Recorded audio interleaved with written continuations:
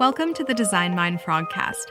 Each episode, we go behind the scenes to meet the people designing what's next in the world of products, services, and experiences, both here at Frog and far, far outside the pond. I'm Elizabeth Wood.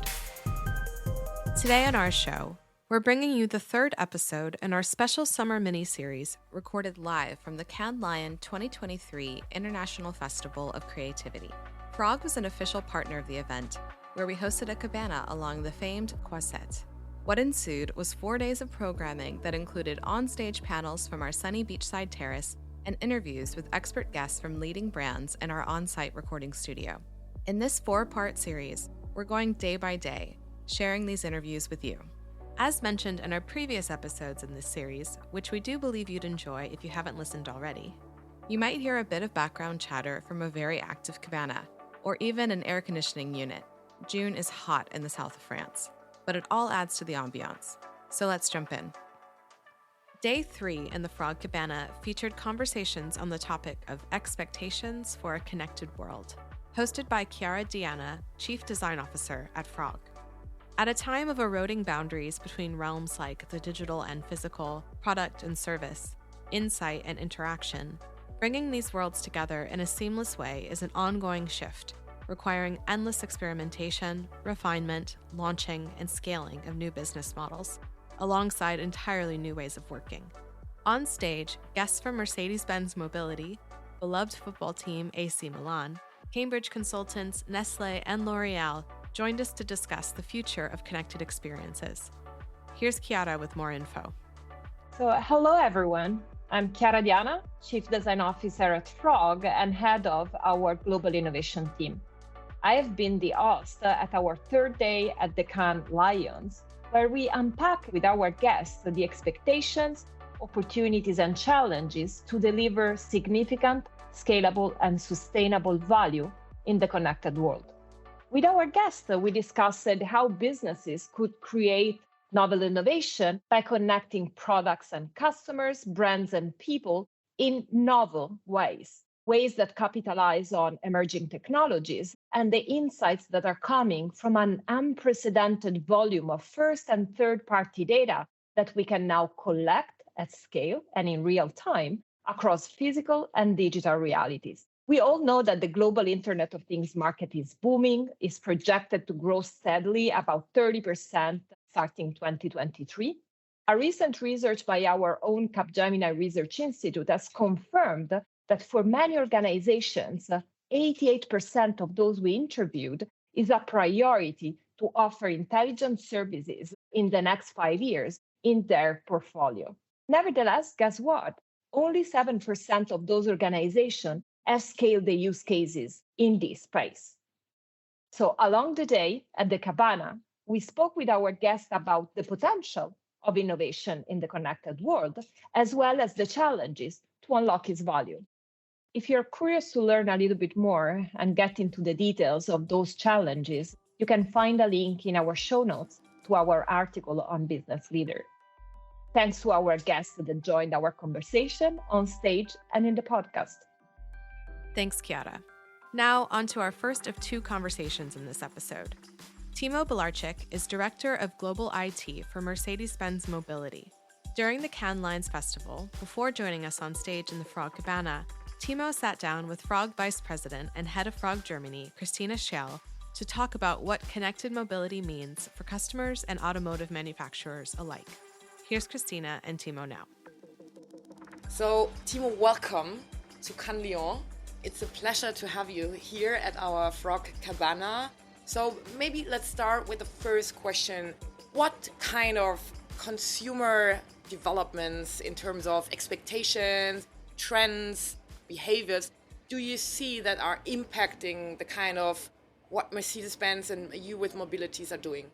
Sure. First of all, thank you for inviting me to this beautiful place. Happy to be here and talk about this super exciting topic. Customer behavior has changed over the last couple of years because digitization is all over the place. And with digitization, it's this get my things done frictionless.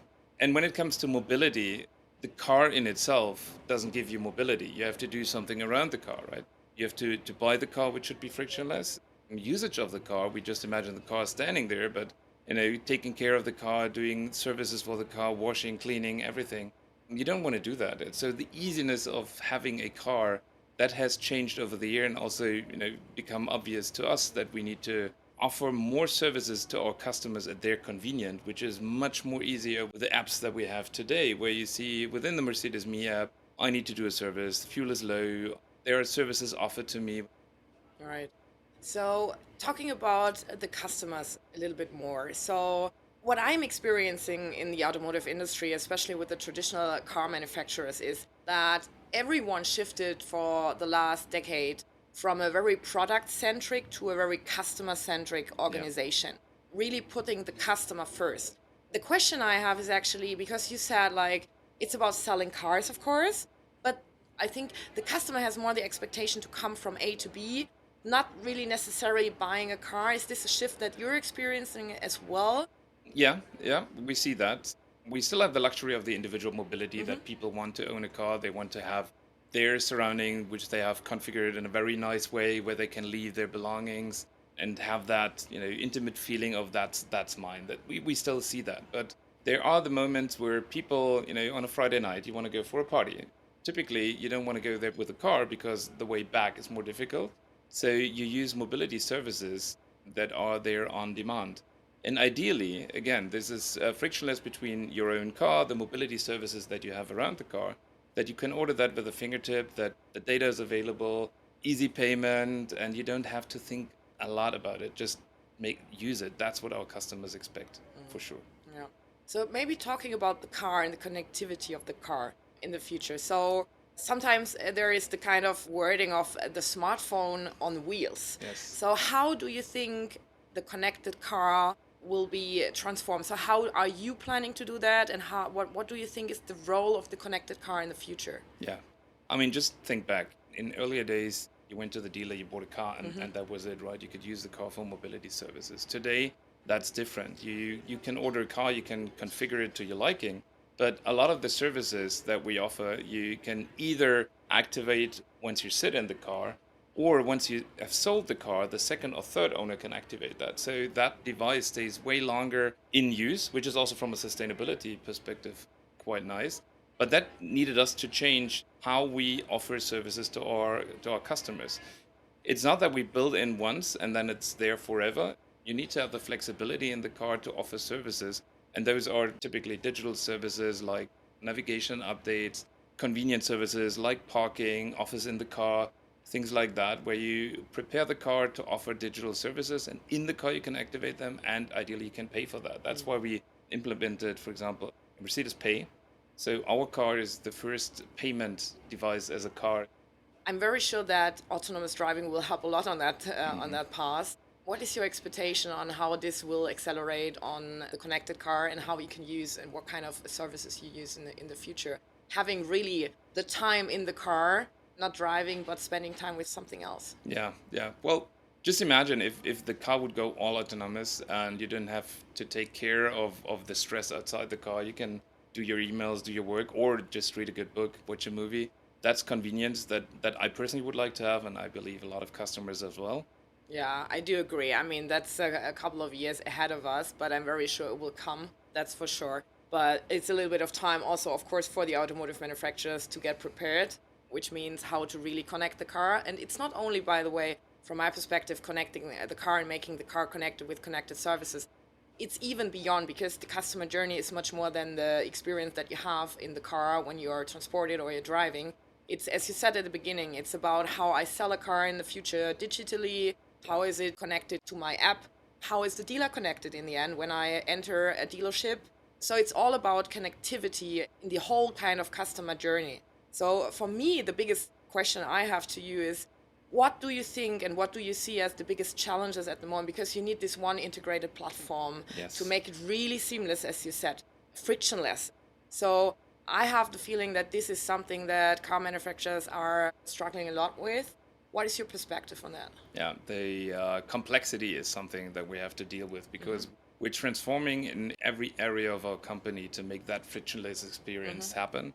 The customer doesn't care if he's talking to someone from after sales or from sales or from mobility services. He sees one app screen or in the car one screen and he says, you guys have all my data. Why do I have to type it in again? Why do I need to confirm certain settings in different places of an app? Customers expect frictionless services at their convenience at the time when they need it. And for that, we have to bring people together that have not been working together before. They have always focused on their individual product, and we have many products across our company, as you can imagine.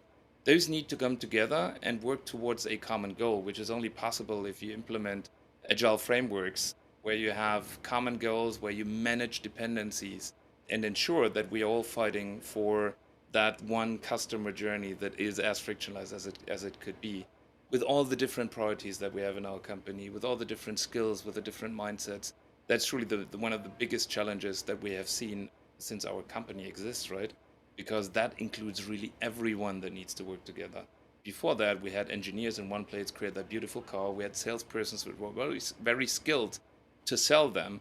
But now bring that in an online journey and optimize supply chain so that it actually happens towards the customer needs. That's a big endeavor that we have. It is. I fully agree. And also not coming from an internal organizational perspective, because every organization has part in his strategy around being customer focused. But sometimes I do from an outside perspective, I do have the feeling that many organizations and businesses think they know their customers, but they honestly not really do it. Yeah. Okay, you agree? I agree. I mean, we have the saying in Germany that the bait needs to be tasty for the fish, not for the fisherman, right? And we sometimes believe that the solutions we love are also great for the customer, with a very single-minded view from the product and the background I come. But talking to the customer or putting yourself into the shoes of the customers, you see that it's not only the product that you deliver, it's much more. And it needs to connect also, not only within the Mercedes-Benz ecosystem, you need to grow that, right? You want to connect to other services because we don't own the whole space. We don't own the parking lots. We don't own all charging stations. But if we offer services to our customers when they go from A to B and they need to charge and they want to have that seamless experience, then we certainly need to connect to those services, integrate them, and make it hassle-free, although it's not in our control. Right. So this is a very crucial point that you mentioned. This is about partnering. So it's not about only collaboration within your company and within the automotive manufacturer organization. It's about how to really get the partners on board, the right ones, how to select them to really add value for the customers, not necessarily in the own product and service portfolio, but much more beyond. Is that the trend car manufacturers are going to really create ecosystems? Of course, for customers also to get them locked into your system and stay there. In order to create that stickiness to our brand, our customers can demand services from us that are frictionless. And that can only mean that we open up and allow others to bring their services to our devices, the car, the app, and have frictionless payment through Mercedes Pay, to be part of our charging network, to offer parking space at airports that you can pre-book through our MBUX. We can't manage that all on our own. That's a platform business where all of those services come together. And therefore, we need to open up on both sides. On our side, to allow services to come in. And from the service side, saying, I can't reach as many customers as you can with your brand. So let's work together on this. And this partnership is increasingly happening. So platform business also means collecting a lot of customer data. So how do you see the role of customer data in creating an ecosystem and also offering the right services and products to customers? Yeah, customer data is crucial to be successful when it comes to offering the right services at the right time. First of all, the customers needs to agree that they are sharing the data for that. And more customers do that. We see that many years ago, everyone was afraid of sharing data. We had the big brother and what do the companies do with my data? That has changed. It's now from big brother to big mother. They take care of me. They deliver services. And I need to share data for that, right? I need to send a consent that I want to be approached for a good marketing offer when my contract ends, right? I mean, Mercedes knows my driving behavior. Wouldn't it be at the customer's convenience if they offer a car which perfectly fits my needs even before I think about it and get into contact? If I share my route, how I'm going to drive from A to B, wouldn't it be great if Mercedes gives me information, where should I charge? What's the best way to get there in an eco-friendly view or in an efficient way That data is shared, we use it, and then bring best services to our customers. Very good. So Timo, last question from my side. I would say from your role and what you saw in the last years about what are the biggest challenges to overcome to really create a connected mobility experience for customers? The three top. One is definitely overcoming the complexity. It must be easy from our side to connect to other partners. Also, our service partners should connect to us in a very simple way so that they can offer directly to our customers. The second is technology overall. We need to really see what's happening on the horizon, which services we can offer using AI, for example, ChatGPT. I mean, that's everywhere. How can we bring that into our cars, to our services, to our customers? By the way, ChatGPT now launched in the US in our cars. So when you talk to our car, the answers will come from ChatGPT. And the third one is also in our roadmap for sustainability. How can we not only think of more profit and more benefit for the customers, for sure.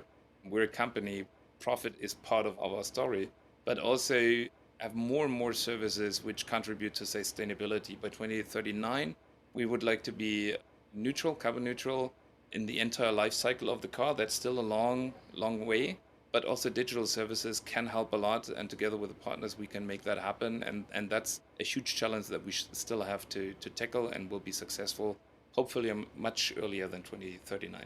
So it remains exciting, and I'm very much looking forward what's happening in the automotive industry and with the mobility.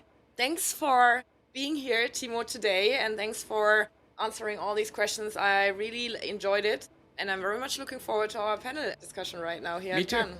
Thank you very much. Looking forward to it as well. Me too. Have a great day. Our next conversation is between the day's hosts, Chiara Diana, and Jimena O'Reilly, Global Head of Design at Nestlé.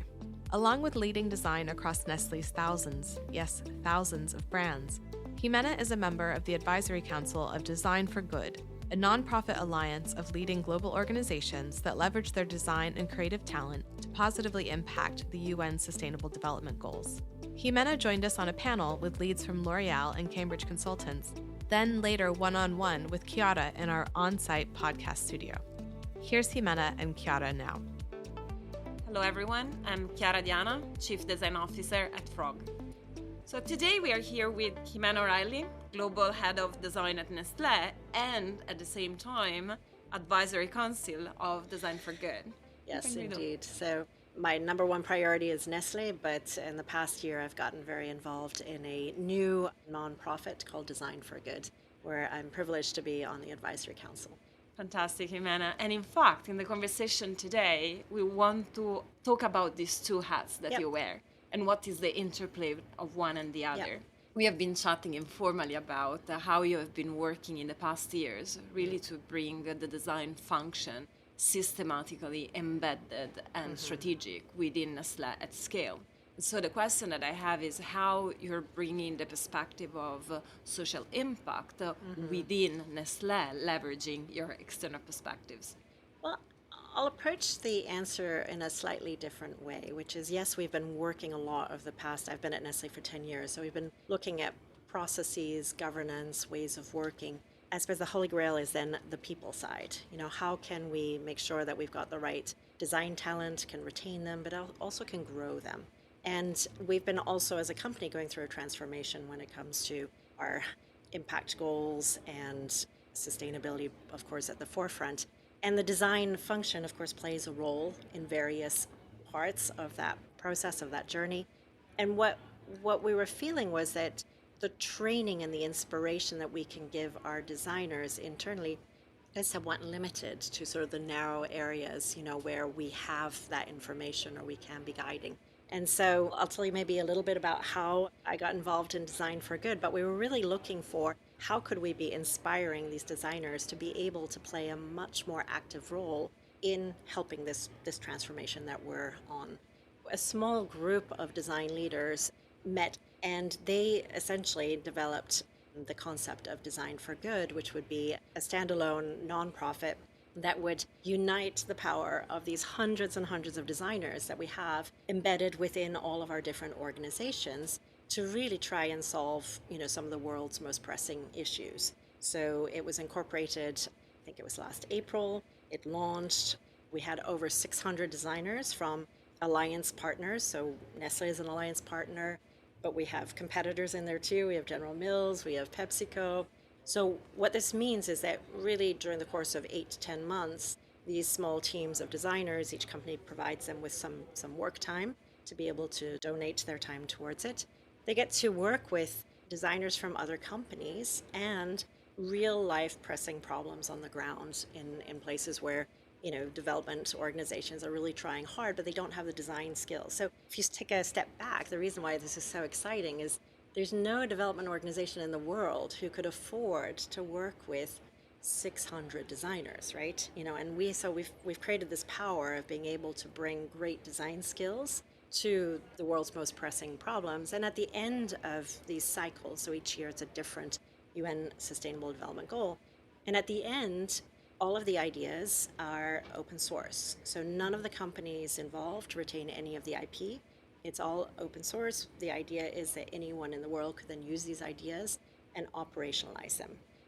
That's quite an impact and quite an opportunity, I would say, for yes. your team and the team yes. of the other firms that are working together with you in order to expand their vision as well as their impact.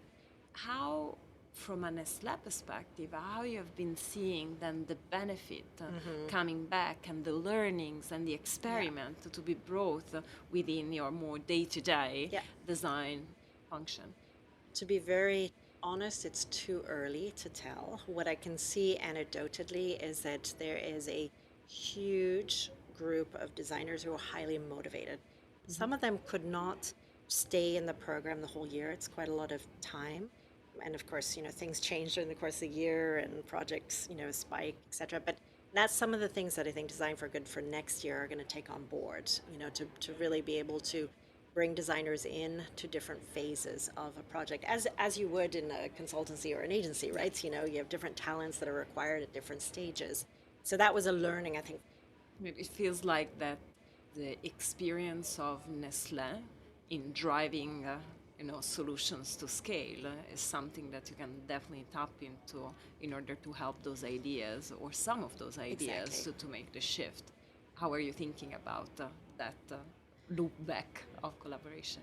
Yeah, exactly. And it's funny because we haven't done a lot of internal communications on Design for Good. There was a lot going on last year with the Ukraine war and other things, so and frankly, it was a startup, right? So we wanted to kind of see within the design area, how is it going to work? And this year we're going to be advertising it internally a lot more. But even with that minimal visibility or awareness, we had non-designers come and say, hey, could I get involved? And at the time we said, no, we'll wait and see, and we'll see. And next year, definitely, we're going to open it up.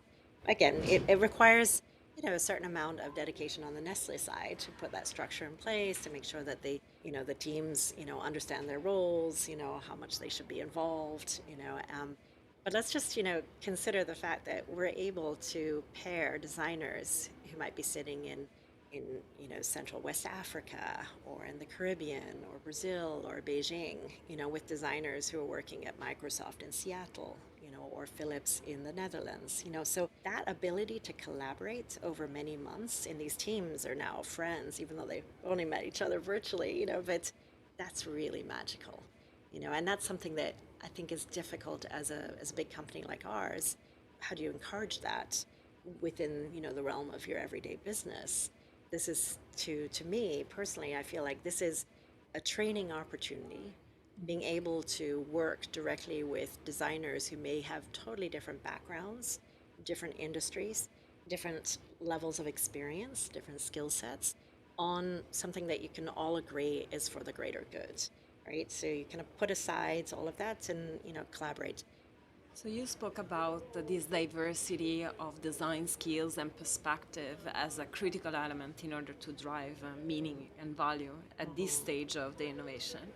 But you also spoke about the next wave, how you want to bring ideas or some ideas of this first phase into a next level of development. Yeah.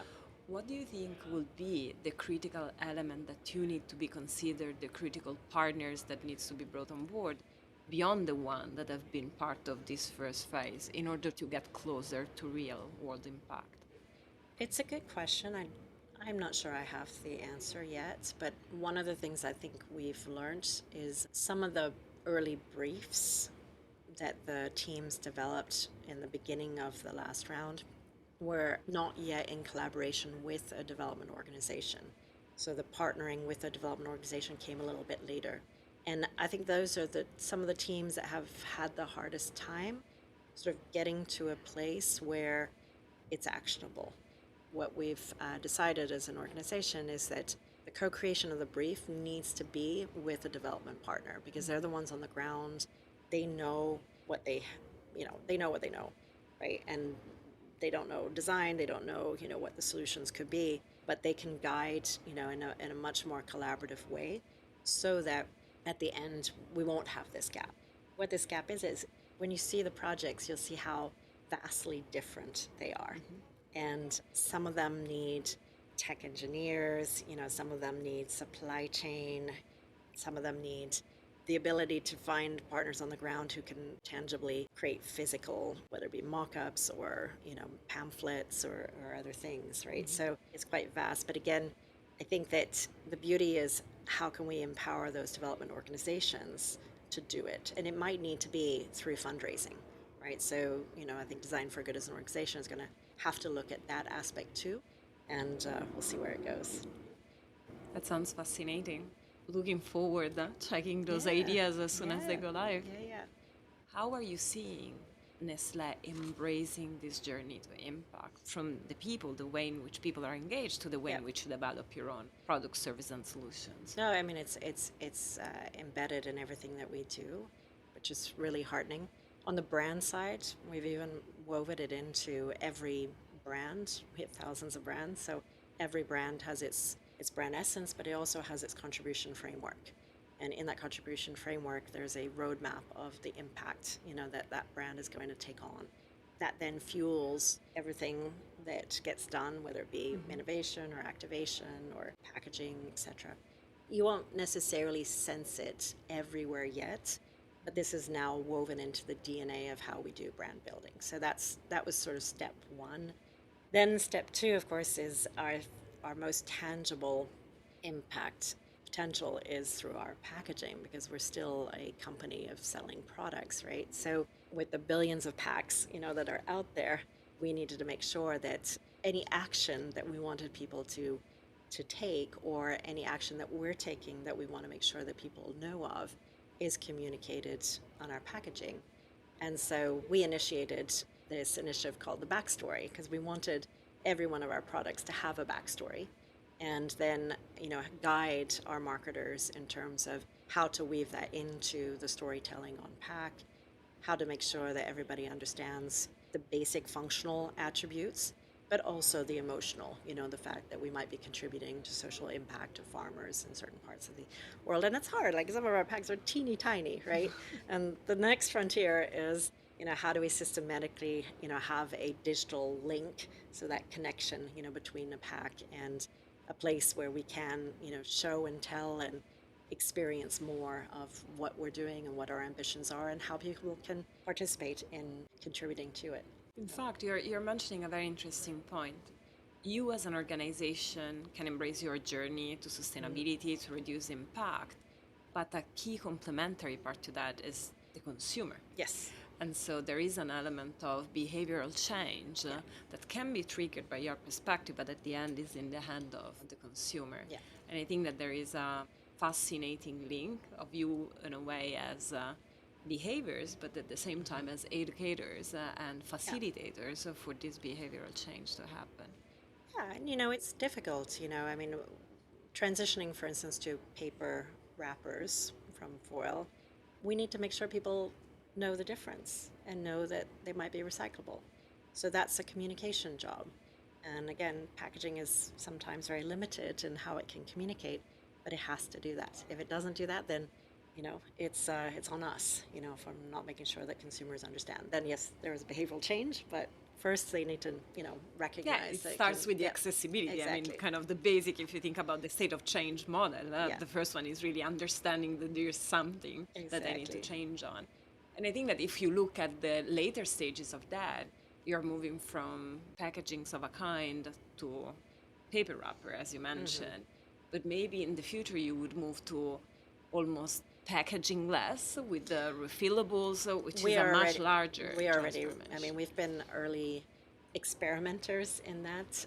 We worked with an organization called Loop years ago on developing these refillable containers. We have Nestlé shops in some parts of the world.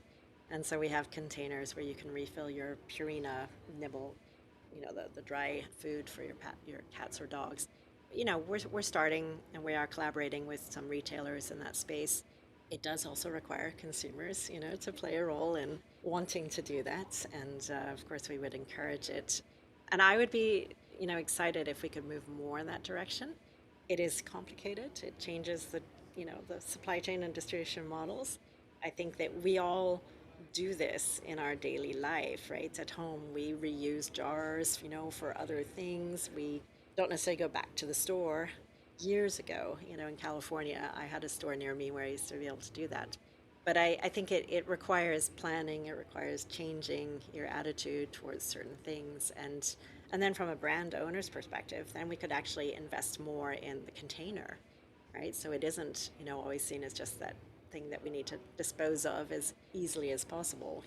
How can we make sure that it is seen as a valuable element, that can be either useful or actually adorn, your countertop, as it's displaying whatever is inside. And as you refer a lot and often to the topic of the brand, at that point really become even a stronger piece within your brand ecosystem. Yeah, exactly. Thanks a lot, Jimena. Very nice conversation pleasure. as usual. Thanks so much. That's our show. The Design Mind Frogcast was brought to you by Frog, a leading global creative consultancy that is part of Capgemini Invent. Check today's show notes for transcripts and more from our conversation. You'll also find links to a Business Leader article in which Chiara lays out the 5 challenges for building a sustainable, customer-centric, connected world. Plus, Frog's 2023 report, The Road Ahead, Conversations on the Future of Mobility, with more perspectives on connected mobility. We really want to thank our guests, Chiara Diana, Chief Design Officer at Frog, Timo Belarczyk, Director of Global IT at Mercedes-Benz Mobility, Christina Schell, Vice President and Head of Frog Germany, and Jimena O'Reilly, Global Head of Design at Nestlé. Stay tuned for the last episode in our series, Live from Cannes Lions 2023, as well as our regularly scheduled programming of stories from and conversations with expert guests from across Frog, our partner organizations, and friends from brands we love around the world. We also want to thank you, dear listener. If you like what you heard, tell your friends. Rate and review to help others find us, and be sure to follow us wherever you listen to podcasts. Find lots more to think about from our Global Frog team at frog.co/designmind. That's frog.co. Follow Frog on Twitter at @frogdesign and @frog_design on Instagram. And if you have any thoughts about the show, we'd love to hear from you. Reach out at frog.co/contact. Thanks for listening. Now go make your mark.